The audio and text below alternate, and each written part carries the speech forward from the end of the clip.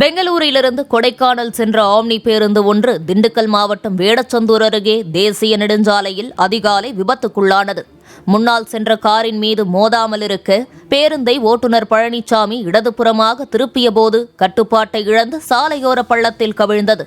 இதில் இஸ்ரேல் நாட்டைச் சேர்ந்த பெண்கள் உட்பட 14 பேர் காயமடைந்தனர்.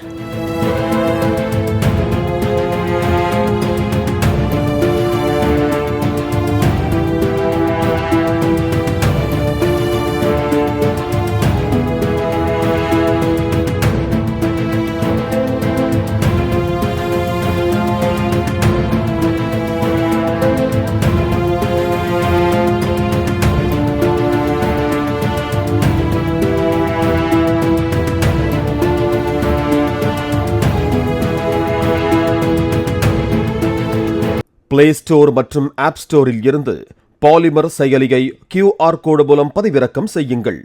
செய்திகளை உடனுக்குடன் பெறுங்கள்.